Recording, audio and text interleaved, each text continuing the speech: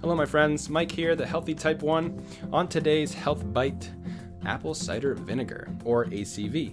Should you take it? Do you already? Thanks to my dear mom for the topic idea. I love you tons.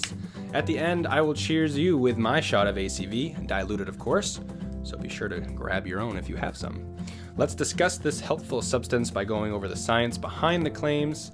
I am going to go over the health benefits of ingesting the liquid, as there are some other known benefits applying it as a topical to help relieve itching and minor burns, but I will not be covering those today. First, what is apple cider vinegar and why do you see it contain this thing called mother sometimes? Well, the process is pretty straightforward. Essentially, you crush apples, expose them to yeast, add bacteria to further ferment the alcohol from the yeast, and bam shmam, you have acetic acid, which is the main active element in ACV. This is what gives vinegar its potent sour smell and flavor.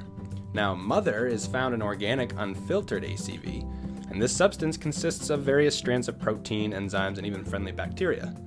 It is that stuff at the bottom of the bottles that kind of has like a murky appearance to it. Now, some health claims made over decades include ACV can help kill pathogens, including bacteria, may help increase insulin sensitivity in type 2 diabetics, may reduce body fat percentage, may even improve heart health in animals. Next question to ask, does it matter if you buy organic unfiltered with mother, or can you purchase any ACV you find? Although there is little evidence to support ACV containing or not containing mother boasts the health claims, what is clear is that the higher quality brands also contain some additional amino acids and even antioxidants to help the body. The cheaper alternatives generally do not have those. More so, they are usually produced with GMOs, genetically modified organisms. Currently, researchers are unable to fully comment whether the health benefits of ACV are associated with the acetic acid itself or the mother. So more research is absolutely needed to confirm or deny that part. That being said, let's touch on those health claims I mentioned and see if the science is sound. So according to the diabetes research and clinical practice, ACV has been shown in certain populations to aid in insulin sensitivity by as much as 19 to 34% during a high-carb meal. This means that when ACV was taken with a high-carb meal, type 2 diabetics experience better control with their blood sugar levels post-meal with less insulin needed to cover the meal. Another study published in the Journal of Bioscience, Biotechnology, and Biochemistry showed in a double-blind trial that 175 obese Japanese individuals who consumed ACV daily for 12 weeks showed an average reduction of weight by 3.7 pounds. Now, over 3 months, that doesn't sound like much. However, that was done by simply adding 2 tablespoons of ACV into the diet for 12 weeks. No dieting, no physical activity, just the ACV.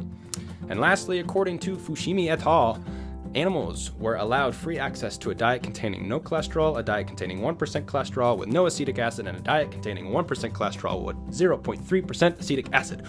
Remember, acetic acid is the main active element in vinegar. The results showed that in the inclusion of acetic acid, offering a reduction in total cholesterol in the animals tested. Unfortunately, more studies are needed to confirm this be the case for humans.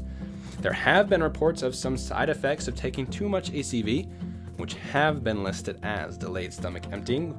Surprisingly, this affects folks like myself with type 1 diabetes, erosion of tooth enamel, throat burns, and certain drug interactions like diuretics, drugs, or insulin-stimulating medicine, etc. Now, these reports are not conclusive, similar to the studies, but it is something to be aware of if you do end up trying or continuing this method. I, for one, take this stuff once per day, every day, usually after my lunch, which I'm going to do with you now, or a dinner time meal. But do your own research and see if this stuff is worth it for your health. As always, my friends, if you need further explanations, more research, or just someone to talk with about this stuff, drop a message below or shoot me a DM. Otherwise, I will see you next time. Take care of yourselves and help others in any way that you can. Cheers, everybody. Whoop!